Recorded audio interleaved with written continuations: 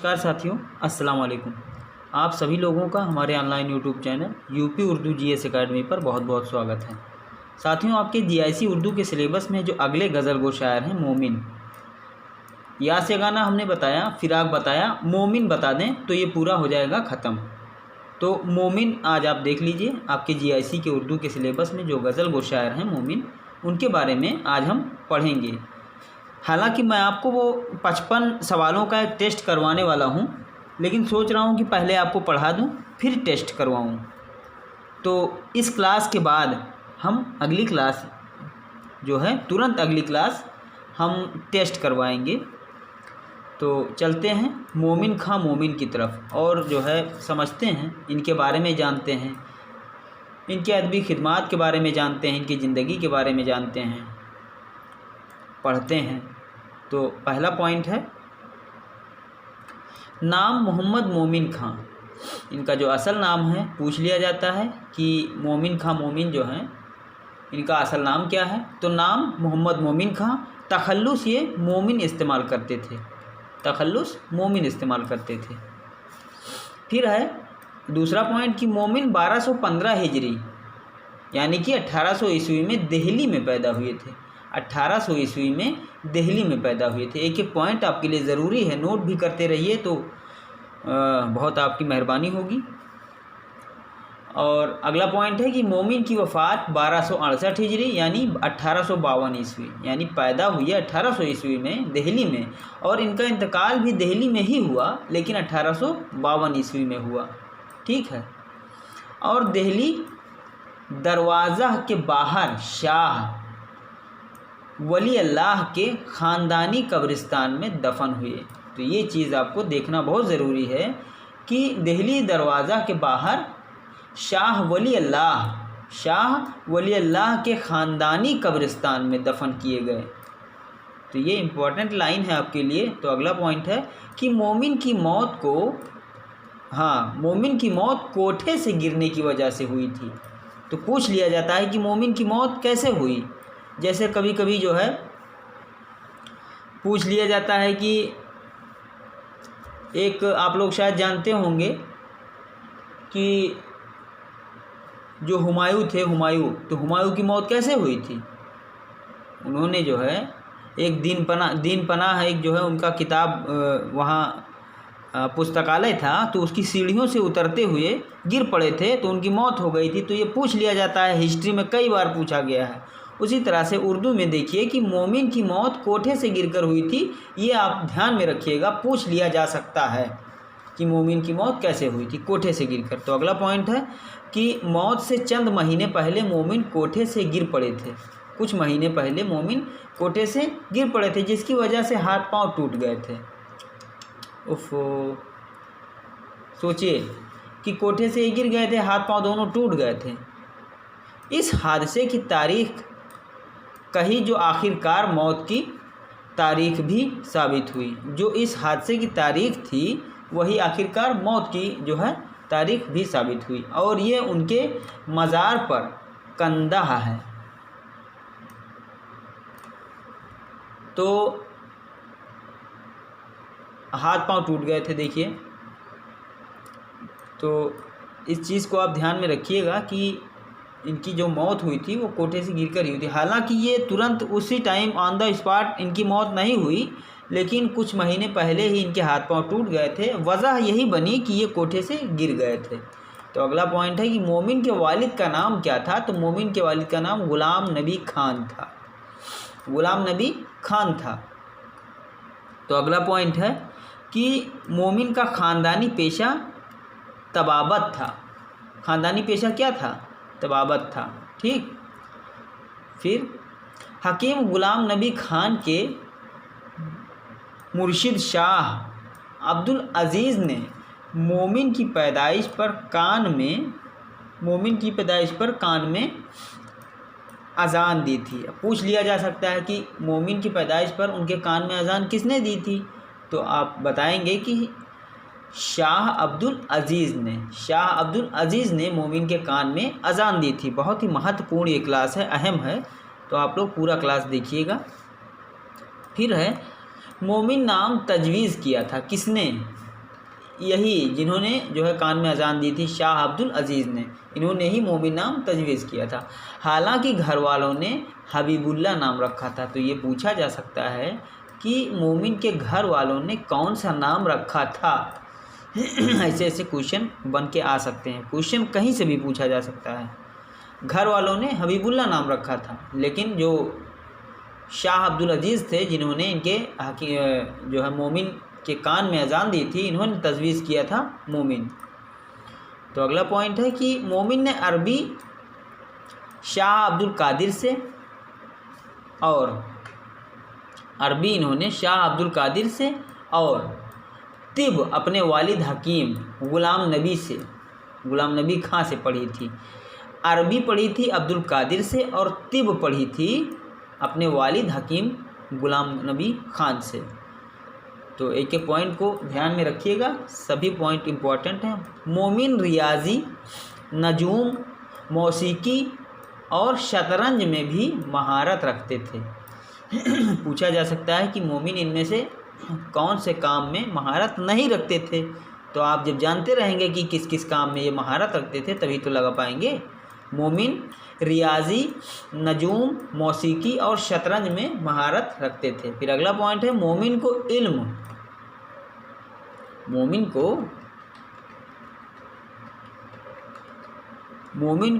इल्म और तारीख गोई में भी महारत हासिल थी।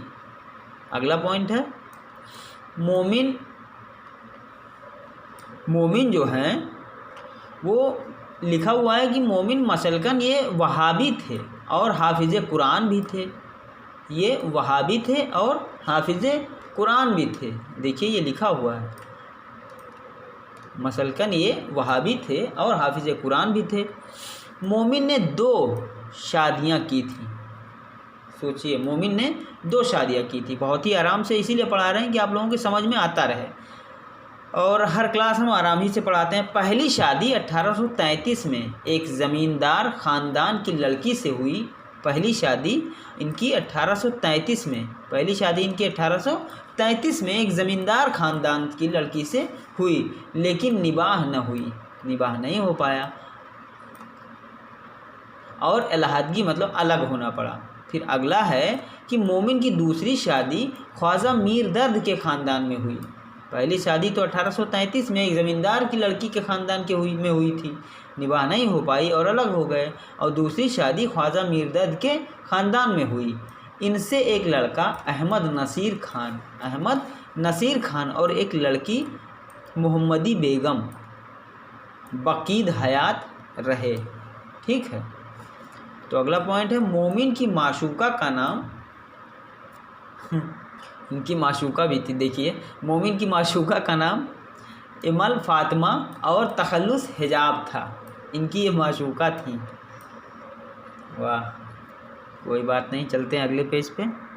तो अगले पेज पे साथियों ये पॉइंट है कि मसनवी कौल गमे में इनकी माशूका का किरदार है जिसका तखल्लुस साहब जी है।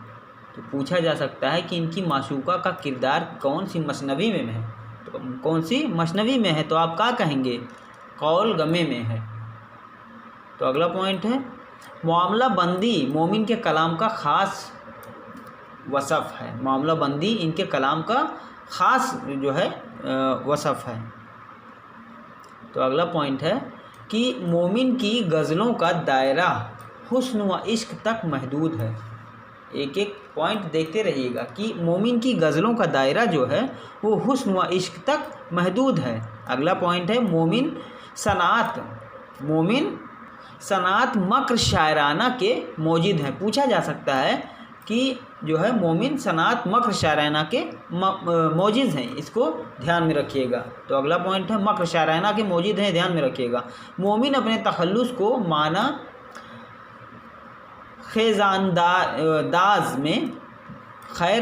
में इस्तेमाल करते हैं। मोमिन अपने तखल्लुस को माना खैर अंदाज में इस्तेमाल करते हैं।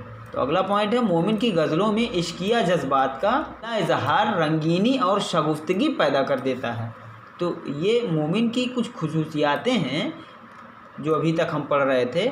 मोमिन की पैदाइश, मोमिन का जो है इंतकाल, मोमिन के वालिद साहब का नाम, मोमिन की जो है शादियाँ कितनी हुई थी, मोमिन के एक माशूका भी थी, उसका नाम किस मसनवी में उसका नाम आया है, और मामला बंदी मोमिन की गज़लों का दायरा हुस्न इश्क है।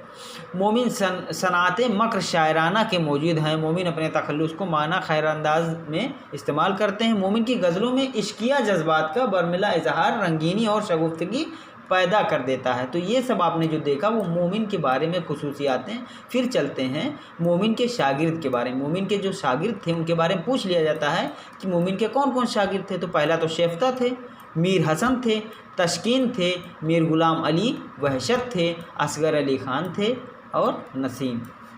असगर अली ख़ान, नसीम एक ही नाम है। शेफ्ता, मीर हसन, तस्कीन, मीर गुलाम अली, वहशत और असगर अली ख़ान, नसीम, तो ये मोमिन के शागिर्द थे। फिर मोमिन के कारनामों की तरफ चलते हैं। मोमिन के कारनामों की तरफ देखते हैं। मोमिन के जो कारनामे थे उनके बारे में पढ़ते हैं। यहाँ से क्वेश्चन बिल्कुल पूछा जाता है। पहला पॉइंट है, मोमिन के दीवान को इनके शागिर्द नवाब मुस्तफ़ा ख़ान शेफ्ता, जो नवाब अभी आपने देखा शेफ्ता इनके शागिर्द थे, तो इनका पूरा नाम था नवाब मुस्तफ़ा ख़ान शेफ्ता, ये मोमिन के शागिर्द थे। तो इन्होंने क्या किया कि मोमिन के दीवान को इनके शागिर्द नवाब मुस्तफ़ा ख़ान शेफ्ता ने मुरतब किया और मौलवी करीमुद्दीन ने 1846 में शाया किया। तो ये चीज़ जो है आप ध्यान दीजिएगा कि मोमिन के जो दीवान था मोमिन का, उसे मुरतब किसने किया, इनके शागिर्द नवाब मुस्तफ़ा ख़ान शेफ्ता ने मुरतब किया और मौलवी करीमुद्दीन ने क्या किया, इसे शाये किया। कब? 1846 में। तो अगले पॉइंट पे चलते हैं। मोमिन ने उर्दू में कुल 9 कसीदे लिखे हैं, जिनमें 2 कसीदे हम्द व नात के हैं, 4 कसीदे खलफाए राशिदीन की शान में हैं, 1 कसीदा इमाम हुसैन की शान में, 1 कसीदा वज़ीरुद्दौला अमीरुल मुल्क नवाब मोहम्मद वज़ीर ख़ान वाली टोंक की तारीफ़ में है और 1 कसीदा हथनी के शुक्राना के तौर पर रईस पटियाला के भाई राजा अजीत सिंह के तारीफ़ में। ठीक है, यानी मोमिन ने 7 मजहबी और 2 गैर मजहबी कसीदे लिखे हैं। पूछा जा सकता है, इसको ध्यान में रखिएगा। तो आगे चलते हैं। अगला पॉइंट है कि मोमिन की कुल्लियात में एक मर्शिया है जो उन्होंने महबूबा की मौत पर लिखा था। महबूबा की मौत पर लिखा था, जो उनकी महबूबा एक ऊपर जिक्र हुआ है। तो अगला पॉइंट है कि मोमिन की कुल्लियात में 3 वासोख्त भी मिलते हैं। तो ये सब इम्पॉर्टेंट पॉइंट हैं, इन चीज़ों को आप नोट करिए। फिर अगला है, मोमिन की कुल्लियात में कुल 12 मसनवियाँ हैं। ये भी नोट करिए, पॉइंट टू बी नोटेड। तो कुल्लियात में इनके एक मर्शिया है, 3 वासोख्त हैं और 12 मसनवियाँ हैं। तो ये चीज़ ध्यान में रखिएगा। मोमिन की पहली मसनवी शिकायत सितम, ये ध्यान में रखिएगा। पूछा जा सकता है कि मोमिन की पहली मसनवी कौन सी है, तो आप कहेंगे शिकायत सितम है, जो उन्होंने 16 साल की उम्र में लिखी थी। 16 साल की उम्र में ही लिख डाली थी ये पहली मसनवी शिकायत सितम। अगला पॉइंट है, मोमिन की 6 मसनवियों का मौजू खुद उन्हीं का इश्क है। खुद उन्हीं का इश्क है। इनकी जो माशूका थी उन्हीं के साथ जो इश्क लड़ा रहे थे होंगे उस समय, तभी मसनवियाँ लिख डाली थी। तो 6 मसनवियाँ जो हैं उनका मौजू क्या है, खुद उन्हीं का इश्क है। तो अगला है इस मसनवियों के बारे में। पहला है शिकायत सितम, दूसरा किस्सा गम, तीसरा कौल गम में मतलब इसमें इनकी माशूका का जिक्र है, अभी आपने पढ़ा था। फिर कफ़े आतिश, फिर हसनैन मगमूम, फिर 6वां है आह व जारी मजलूम, 7वां है मसनवी जिहाद, फिर 8वां इसरार इश्क, 9वां है दर मातम हकीम गुलाम नबी खान, फिर है निकाह यार जानी की तारीख़, 11वां नामे मोमिन जान बाज बा जानिब महबूबा दिल नवाज, वाह। फिर 12वां है नामे बाशोज व गदाज बा सिमत माशूका तनाब। इनकी 6 जो मसनवियाँ हैं इनका खुद इश्क है मौजू उसका। तो ये सब इनकी मसनवियाँ हैं 12, ठीक है, जिसमें से 6 जो मसनवियाँ हैं उनका जो है मौजू इन्हीं का इश्क है खुद। तो अगले पेज पे चलते हैं। तो अगले पेज पे है साथियों मोमिन के मुंतखब अशार, कुछ इनके अशार हैं, उन अशारों के बारे में पढ़ लेते हैं, क्योंकि 2 या 3 लाइन दे देता है, पूछ लेता है किसका है, तो दिक्कत हो जाती है। पढ़ लेते हैं। तुम हमारे किसी तरह न हुए वरना दुनिया में क्या नहीं होता, गैरों पे खुल न जाए कहीं राज देखना, मेरी तरफ भी गमाज देखना, महफिल में तुम अगियार को दसदीदा नज़र से मंजूर है निपाह न रहे राज तो देखो, असर इसको ज़रा नहीं होता, रंज राहत फिज़ा नहीं होता, मेरे आंसू न पहुँचना वरना कहीं दामाने तर ना हो जाए, हम भी कुछ खुश नहीं वफ़ा करके, तुमने अच्छा किया निबाह न की, आँखों से हया टपके है अंदाज तो देखो, है बूलहू सो पर भी सितम नाज तो देखो, कुछ कफ़स में इन दिनों लगता है जी, कुछ कफ़स में इन दिनों लगता है जी, आशियाँ अपना हुआ बर्बाद क्या। तो ये कुछ अशार थे इनके जो हमने पढ़ा। आप भी इसको 2-3 बार पढ़िएगा, क्योंकि यहीं से 2 लाइन दे देगा और पूछ लेगा किसका है। ये तो कई बार दिया है, तुम हमारे किसी तरह ना हुए वरना ये दुनिया में क्या नहीं होता, ये कई बार दिया है, इसको भी पढ़िएगा। और बीच से कोई अशार दे देगा तो आप लटक जाएंगे, और आखिरी से जो है अशार दे देगा तो आप लटक जाएंगे, इसलिए पूरा अशार पढ़िएगा, जितना भी लाइन है 7-8 लाइन पूरा पढ़िएगा। तो अगला पॉइंट है कि मोमिन के मुतालिक जो आरो ख्यालात हैं, ये तो और भी इम्पोर्टेंट है, इनको पढ़िए। आरो ख्यालात, मोमिन की शायरी को मक्र शायराना का नाम ज़िया अहमद बदायूनी ने दिया था, ज़िया अहमद बदायूनी ने दिया था मक्र शायराना का नाम। पूछ सकता है कि जो है मोमिन की शायरी को मक्र शायराना का नाम किसने दिया था, तो ज़िया अहमद बदायूनी ने दिया था। फिर है कि तुम मेरे पास होते हो गोया जब कोई दूसरा नहीं होता, ये इन्हीं का अशार है, ये तो कई बार आया है ये भी। मोमिन के इस अशार के मुतालिक गालिब ने फरमाया था कि अगर मोमिन मुझे अपना ये शेर दे दें तो मैं उनको अपना पूरा दीवान देने को तैयार हूँ। सोच लीजिए, तुम मेरे पास होते हो गोया जब कोई दूसरा नहीं होता, ये मुझे भी बहुत पसंद है, मैं भी इसको अक्सर पढ़ता रहता हूँ।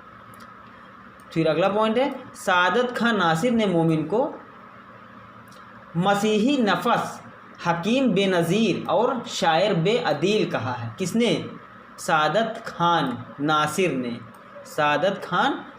ने मसीही नफस, हकीम बेनज़ीर और शायर बेअदील कहा है।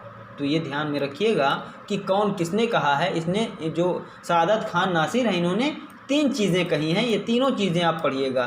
फिर है, अगर मेरे सामने तमाम शायर मुतकदमीन के कलाम रख कर मुझको सिर्फ़ एक दीवान हासिल करने की इजाज़त दी जाए तो मैं बिला तामिल कह दूँगा कि मुझे कुल्लियात मोमिन दे दो, बाकी सब उठा ले जाओ। ये किसने कहा? नियाज़ फ़तेहपुरी ने कहा। बहुत बड़ी बात इन्होंने कह दी कि इन्होंने कहा कि अगर मेरे सामने तमाम शायर मुतकदीन में से कलाम रख दिया जाए, मुझको सिर्फ़ एक दीवान हासिल करने के लिए इजाज़त दे दी जाए कि आप एक दीवान ले लीजिए, तो मैं कह दूँगा कि मुझे कुल्लियात मोमिन दे दो, बाकी सब उठा कर ले जाओ। यानी कि इनको कुल्लियात जो मोमिन था वो बहुत पसंद था। तो ये नियाज़ फ़तेहपुरी हैं। फिर अगला पॉइंट है कि इन मोमिन के लिए आया है, मोमिन की गज़लों में आशिकी की वो फ़िज़ा मिलती है। मोमिन की गज़लों में आशिकी की वो फ़िज़ा मिलती है जिसमें बाज़ारी अंदाज़ होता है। किसने कहा? डॉक्टर सैयद अब्दुल्ला ने कहा। क्या कहा? कि मोमिन की गज़लों में आशिकी की वो फ़िज़ा मिलती है जिसमें बाज़ारी अंदाज़ होता है। फिर अगला पॉइंट है, मोमिन तहज़ीब की लगाम कभी हाथ से जाने नहीं देते और हमेशा बातें रमज़ों कनाया के पीराए में कहते हैं। ये किसने कहा? इमदाद इमाम असर ने कहा। तो जितने भी शोरा ने कहा है मोमिन के बारे में वो पॉइंट टू पॉइंट लिखा हुआ है, और इसीलिए मैं ये पढ़ाता हूँ आपको, और अपने जो है Telegram channel UP Urdu GS centre पे भी ये मैं भेज देता हूँ कि आप लोग इसको पढ़िए, और इसको कई बार पढ़िए, भेज दूँगा, मैं भेज देता हूँ अक्सर। तो अगला पॉइंट है कि मोमिन अपने कसीदों में मवाद और हैयत को हम आहंग करते हुए नज़र आते हैं। ये किसने कहा? डॉक्टर इबादत बरेलवी ने कहा। तो ये सारे पॉइंट थे मोमिन के बारे में, एक जो आपके सिलेबस में, जीआईसी के सिलेबस में गज़ल गो शायरों के। फहरिस्त में इनका नाम भी है, इसीलिए मोमिन को हमने आज पढ़ा दिया। मोमिन ख़त्म इनका हो गया। जो भी इनके बारे में आरो ख़यालात थे, जो भी इनके मुंतखब अशार थे और जो भी इनकी जो है मोमिन के कारनामे थे, मोमिन के शागिर्द थे और इनकी मसनवियाँ थी, ये सारी चीज़ें हमने बता दी आपको। अब आप इस वीडियो को कई बार देखेंगे। जब मोमिन की पैदाइश हो गई, इनके वालिद का नाम हो गया, कहाँ इनका जो है इंतकाल हुआ और कैसे इंतकाल हुआ था, तमाम चीज़ें हैं। जो भी बहुत सारी चीज़ें मोमिन खां मोमिन के बारे में हैं, वो सारी चीज़ें हमने आपको बता दी हैं पॉइंट टू पॉइंट। और वीडियो आपके यूट्यूब पे हमारे चैनल पे जब आप जाएंगे तो प्लेलिस्ट में उर्दू के अहम शोरा नाम से एक फ़ोल्डर है, उसी फ़ोल्डर में आपको मिलेगा। आप सभी लोगों से गुजारिश है पूरा वीडियो देखेंगे, कई बार देखेंगे, आप नोट्स भी बना लीजिएगा। तो पूरा वीडियो देखने के लिए आप सभी को बहुत बहुत शुक्रिया, बहुत बहुत धन्यवाद।